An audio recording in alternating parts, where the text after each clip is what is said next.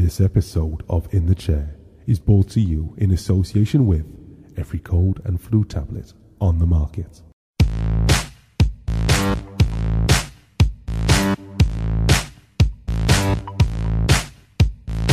You're listening to In the Chair, a podcast for Freemasons in England, the UK and around the world.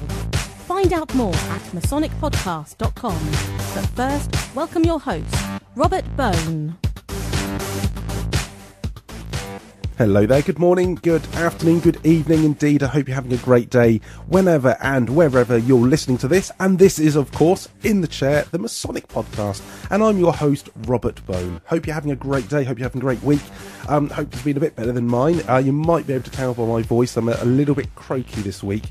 So apologies for that one. Maybe gives me a bit more of a bassy sound to the voice. So, but hopefully I'm going to be well enough to see you through for the next half hour or so. And it's been a really good interview with this one. It kind of follows on. In fact, if anything, it should have gone before the one last week.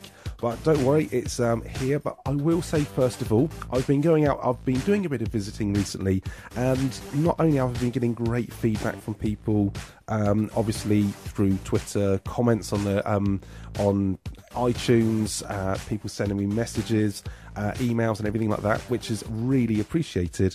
But I've also been getting comments from people whilst I'm actually out visiting meetings, which is fantastic. I'll just point out as well, I've had a few people who have been a little bit confused of how to listen and how to subscribe to it. I'll just quickly run through that now.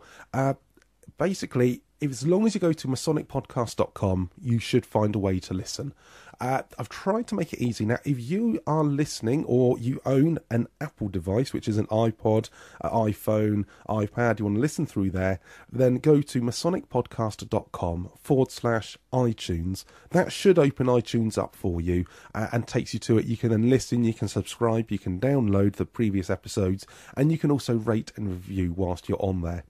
If your tablet or mobile device isn't an Apple one, then the best way to do it, unless you actually have the iTunes app already installed on there, the best way to do it would be to go to masonicpodcast.com/Stitcher. That's STITCHER, and that will take you through basically to the Android version, the non-Apple version of iTunes. And again, you can rate, you can review, you can listen to old episodes, you can subscribe, you can download and keep as long as you want on that way. Of course, if you've got a PC and you use iTunes on there, then no, it's not an Apple product, but you can still use iTunes on your PC as long as you've got that downloaded, or just through the website. There's a whole load of different ways. And of course, as I said, if that's all a bit confusing, go to masonicpodcast.com. You can click on each individual show on the show notes. For example, this one is show 9, so it's masonicpodcast.com//9, the number 9, and then that gives you the show notes with all the show, all the links.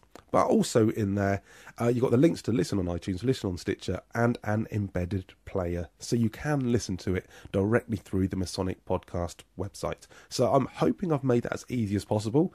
I've probably just spent 2 minutes for some people going, well, that was a complete waste of time. That's obvious, but there's also some people who hopefully will go, that now makes sense. I know a few people have been going around in circles trying to work out. There's been, I think, too many options, but I'm afraid I can't really do much about that. I can make it as simple as possible, but there have to be some different options due to the different technologies that people are using out there today. So hopefully that summarises all of that. Apologies for those who already know, and I've just been pointing out the obvious for that one. I probably should have said you can skip over the next minute or two for that. But let's bring up back to today. Now, yes, last week it was an interview with Robert Faulkner, and Robert Faulkner sits on the board as one of the trustees of the Berkshire Masonic Charities, and we were chatting about the sums raised. Over £500,000 was raised within 4 years, and about how that was invested, and then that was used to give grants to local charities mainly within the province of Berkshire area, and how that was all done. Today I'm kind of taking a step back and I'm speaking to Jim Dance. Now, Jim is the Provincial Grand Charity Steward for the province of Berkshire. Ideally, this one would have gone before because I wanted to do a bit of a two-parter where it was going to be, as some people might be aware of, that things are thankfully received and faithfully applied. And we've done this a little bit the wrong way around because last week was the faithful application and now we're talking about the thankfully received. Really been talking to Jim about how that funds are raised and how he coordinates as the charity steward for a province that has 96 lodges, how he communicates his messages down to all the individual charity stewards in each lodge, and how each lodge actually goes about raising the money. So hope you find it interesting. Hope you take away a few bits that you can actually apply to yourself, and if anything, just sort of see how if you are already a member, how your money sort of gets taken and how it gets used, and throughout the process. And hopefully we're going to be having more discussions, and obviously about the combining of all the grand charities next year as well. Hopefully it should be a recurring theme on the podcast. But I'm going to get on and hope you enjoy listening to Jim Dance, the Provincial Grand Charity Steward of Berkshire.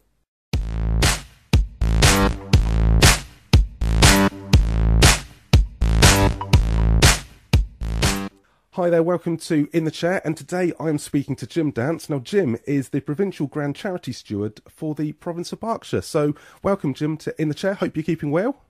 Yeah, I'm very well, thanks very much, Robert, and good to be talking to you. Fantastic. Well, thanks very much for taking the time out of your day to speak to us today. So I've just said in your introduction that you're the Provincial Grand Charity Steward for the province of Berkshire. Could you just give a quick summary of what that really means?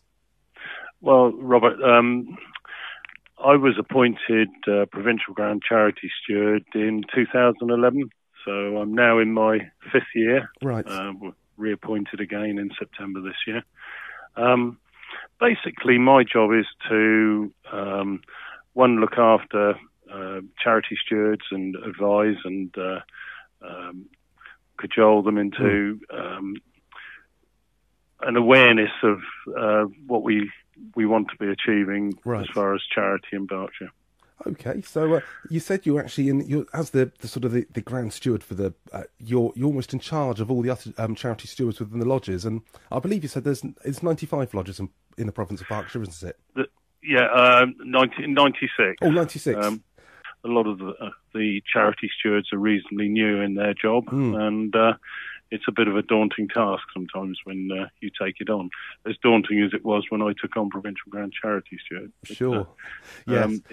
So how do you? You've got 96, charity stewards out there. How do you actually go about coordinating it to them to get the message to them so they can actually get it onto there? Because that's obviously quite a task.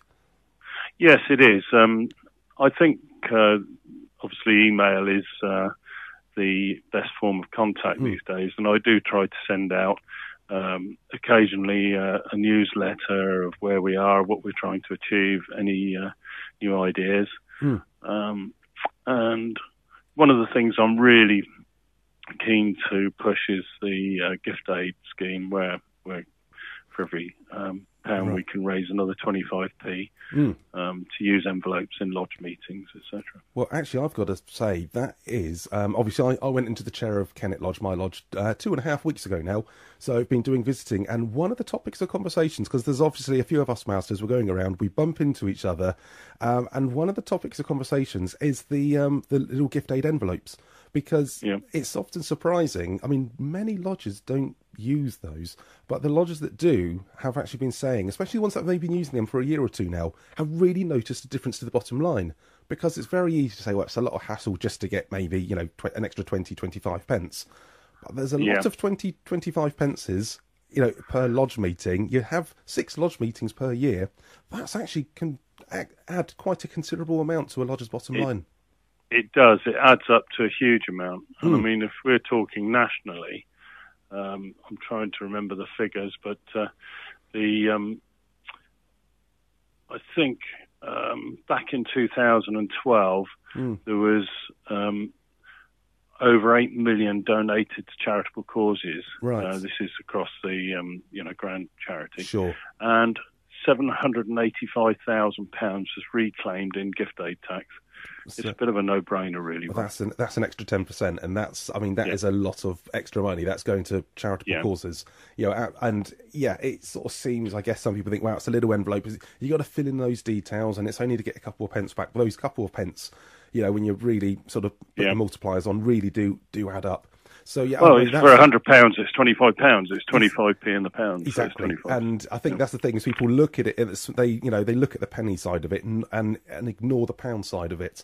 So I think that's a great scheme, and obviously, anyone listening who is in a lodge that doesn't do that probably really should be speaking to their treasurer and charity steward to make sure that gets integrated. One thing I do say, and some of the lodges, some of the elder brethren, not keen to do it. It's just not something they've done before, is to sort of write on an envelope how much they're donating.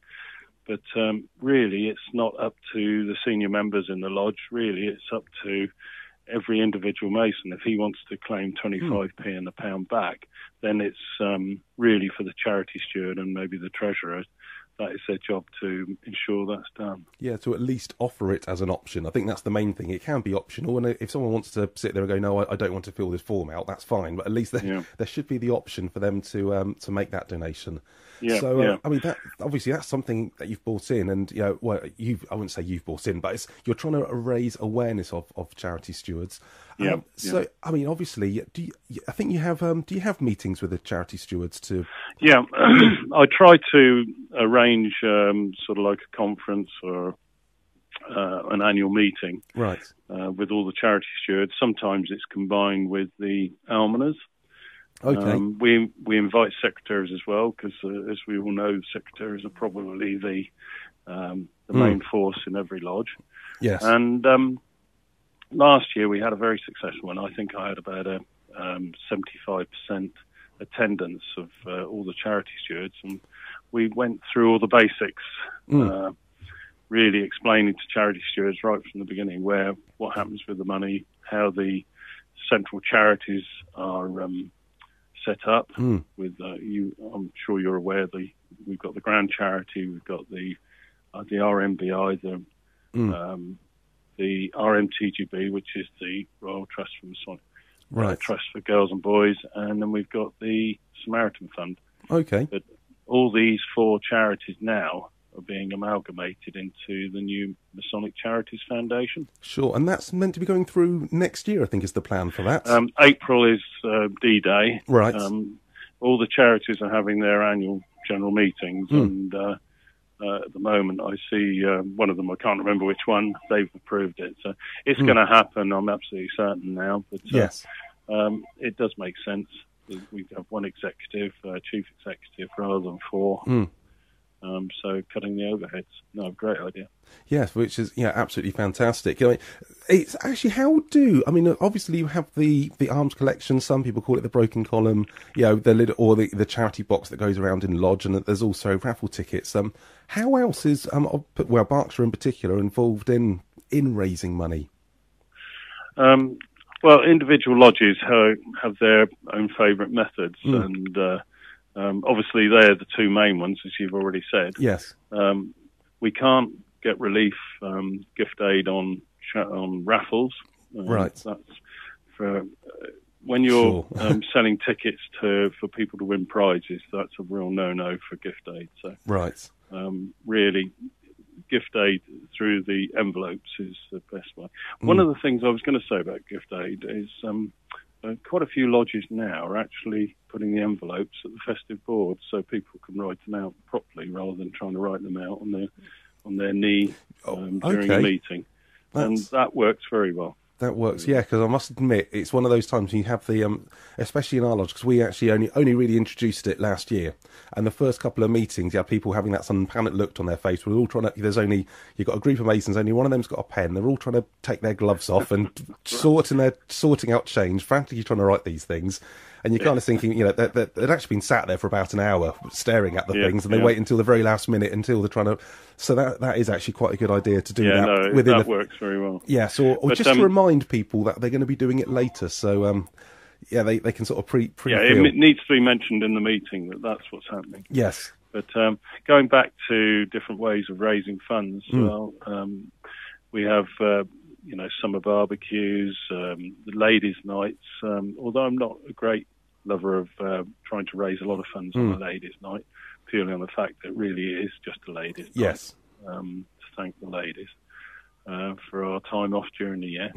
But, barbecues, bowling nights, you name it. It's there's a big long list. Because I think one of the important things that people sometimes don't realise about Freemasonry, and I think genuinely, not just people outside Masonry, but even some Masons don't realise it, that the actual funds that are raised are actually raised within. We're a big charitable organisation. We raise, as a whole, we've raised millions of pounds over the years, but that money actually comes from within the organisation. We're not going out shaking buckets trying to get money from the public, are we? No, you're absolutely right, and that's quite important to get across because, as you say, all the funds that we raise do come from members and their families, obviously. And, of course, we spoke to, actually back in the last show, which was show 8, spoke to Robert Faulkner, who is, of course, on the board of trustees for the Berkshire Masonic Charities. And one of the reasons I spoke to him, and obviously to speak to you as well, is because of the great work that Berkshire has actually done in raising money for charities. I know I mentioned it last time round, but anyone who didn't hear it, of course, Berkshire, the Provincial Grand Master had set a target to raise £500,000 over a 5-year period. Yes, it was. It was launched actually the evening that I was appointed. Oh, right. So you were thrown in at the deep end. Right in the deep end. But it's fantastic. And the Provincial Grand Master at the time did say to me that that's what I should be concentrating on. Really, was the BMC appeal. And I'm just in awe as Robert was, and the Provincial Grand Master, as to how well all the brethren got behind us on this one. And within we did I think it was 35 road shows where I went and explained all about the charities, right?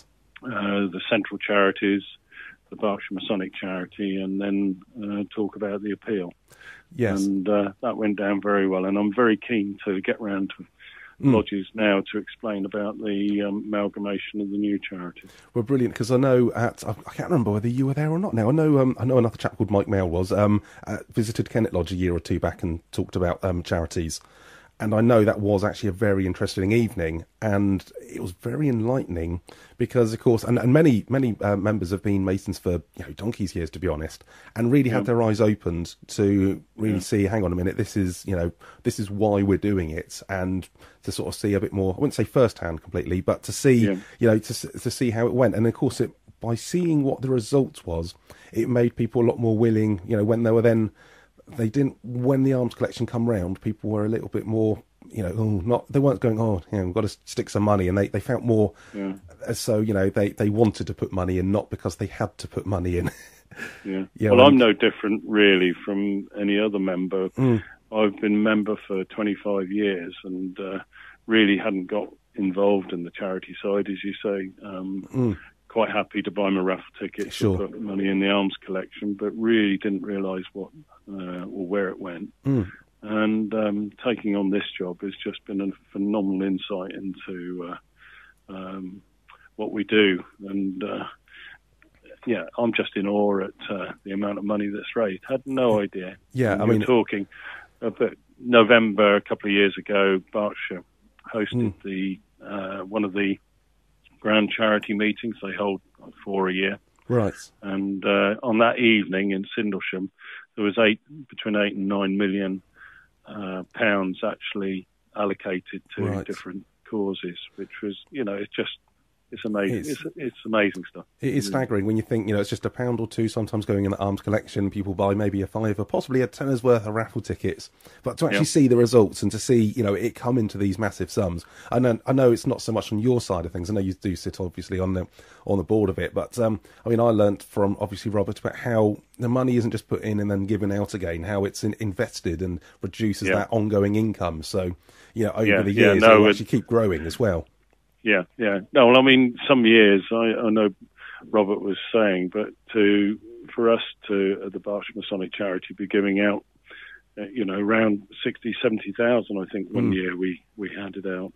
Yes. Or gave grants to, should I say, and that's fantastic. It is. Berkshire should be very proud. Yes, and also I think what's great is we do actually get recognition in the public eye for it as well. We're I know Robert touched on this, but I know quite a few provinces don't really get known in the local press. But I think the local newspaper editors must be getting a bit sick of Berkshire Masons going, oh, hang on a minute, they're out doing something else again this week. It'd be good to see it more, to be truthful, in the papers. I mean, obviously, it raises the profile not of Masonic charities but of Masons, and lets people see that we're actually, we are still there, we're out there, and welcome for people to join as well. Yeah, no, you're absolutely right. Well, actually, if it's okay, Tim, I was going to ask a few. I think we've covered charity and quite a bit, and also people can find out about the charity by going on to the Provincial website, and I believe there's also quite a bit on the United Grand Lodge of England website as well about charity. There is.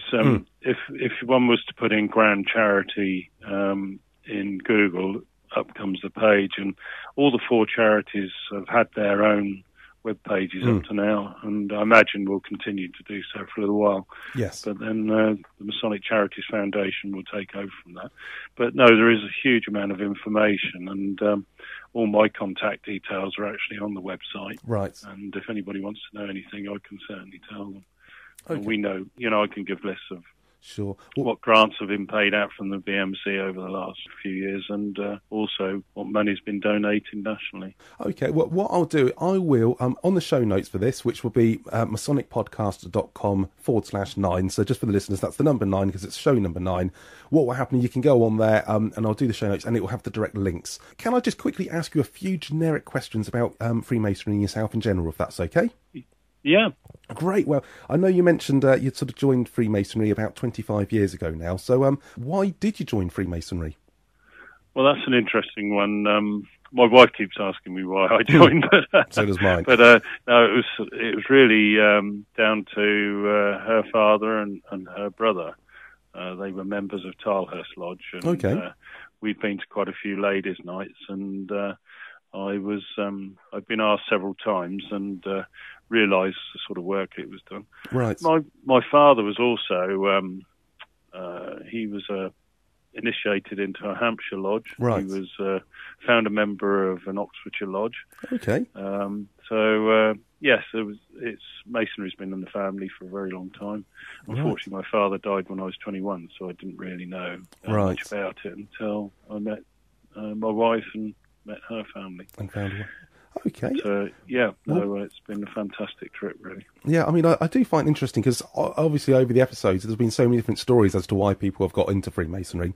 One thing that I think is important to ask, which is often quite overlooked though, is why did you stay? Because obviously when you're joining, well, maybe you had a bit more knowledge with family connections, but some people do join pretty much blind and don't really know what they're getting into. So what kept you signing up for the remaining 25 years? Well, I'm very fortunate, and I'm sure most Masons are. I joined a lodge, a very friendly lodge. We got to know people, or other members and their families. It's very much social. Right. And I think one of the other things that really I enjoyed was coming through all the offices and doing the classes of instruction, lodge of instruction, and there was just a great friendship there. Right. And David Keyes, who's now our Provincial Grand Secretary, he and I came up through together in Tilehurst Lodge. Okay. And yeah, it's been a fantastic trip, and all I can say is that there's some wonderful people, not just in Tilehurst Lodge, but all through Masonry. Yes. And certainly doing my present my office at the moment, the Charity Steward, you do meet some phenomenally good people. Sure.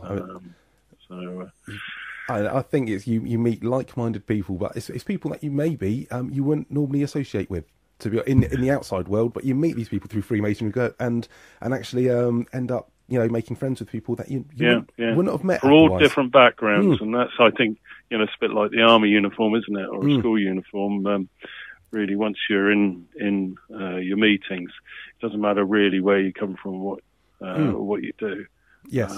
But it's always interesting to talk to other people. I don't want to talk to people about farm machinery. That's what I've done all my life. No, that's what you. Yes, and I don't know many masons that are farmers, but I have to say it's been lovely meeting people from my other backgrounds. It really has. Well, brilliant. Do you actually have this is the question that people don't like too much. Do you have a memorable experience? Anything, any person, any sort of experience that maybe you wouldn't have had if it wasn't for Freemasonry? I think, well, I've been very fortunate. I was appointed as Provincial Grand Steward back in year 2000, and I went through that lodge, went through the chair in, I can't remember, was it 2008, 2010? I cannot remember the year, but I think I have to say that going through the chair of Berkshire Stewards was probably my most memorable part of my Masonic career. And do you have any advice to someone who is, anyone who is considering joining Freemasonry?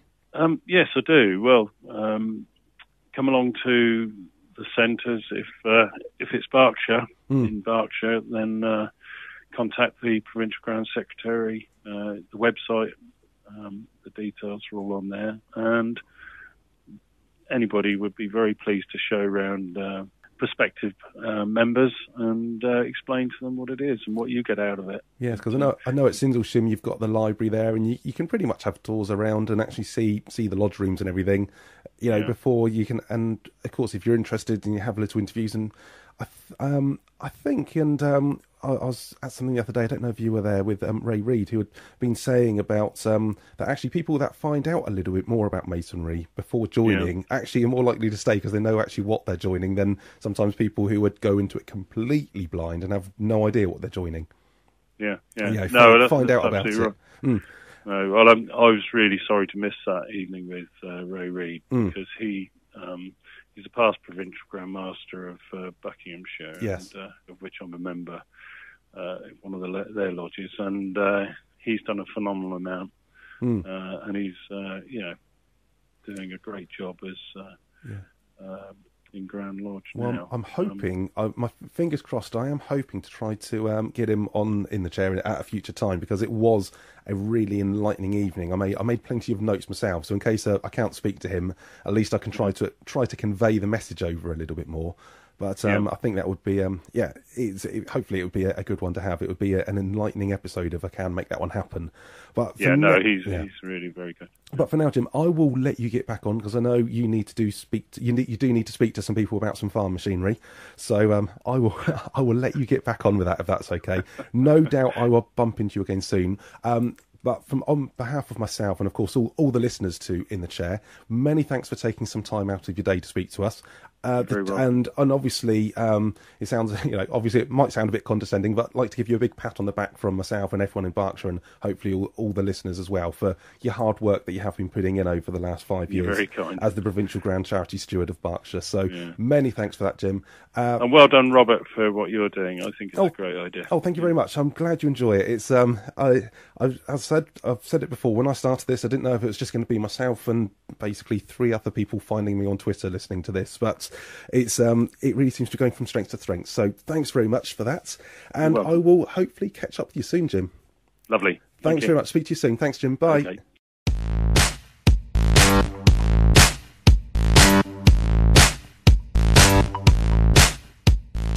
My thanks once again to Jim Dance, the Provincial Grand Charity Steward of the province of Berkshire, for taking the time out of his busy day to have a chat with me about charity and his life as a Freemason. You can probably tell by some of the noises going on there that Jim is a busy person. I did want to try to have that interview with him before the one with Robert Faulkner, but unfortunately it was couldn't do that due to some of his work commitments and provincial commitments as well.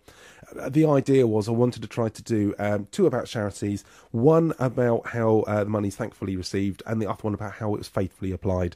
Obviously, we had Robert Faulkner talk about how the money's applied yesterday. So, last week was Robert Faulkner's one.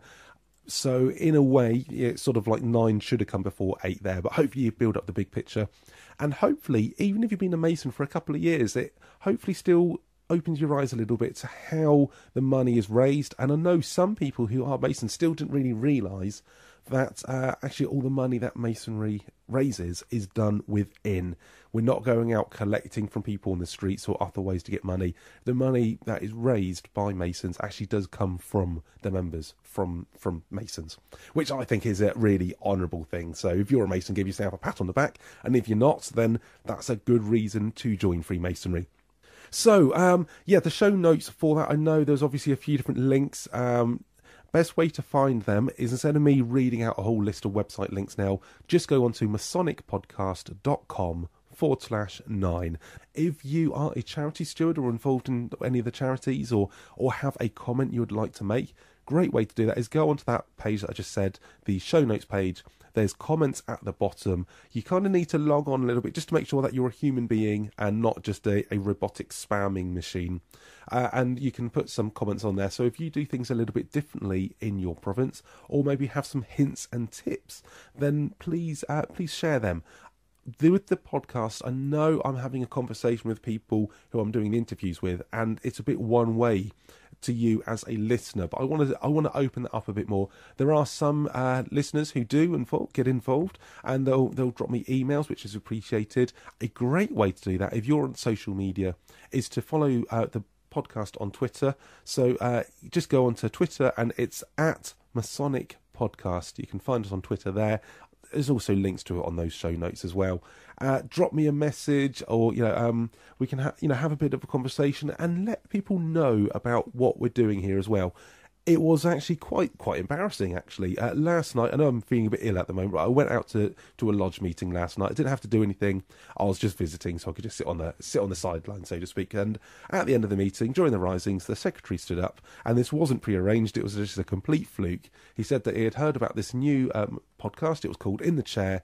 It was for Masons and people wanting to find out about Masonry, recommended that people listen to it. Not only that, he then spoke about number 3, which was the conversation with Rick Smith, the author of Learning Masonic Ritual.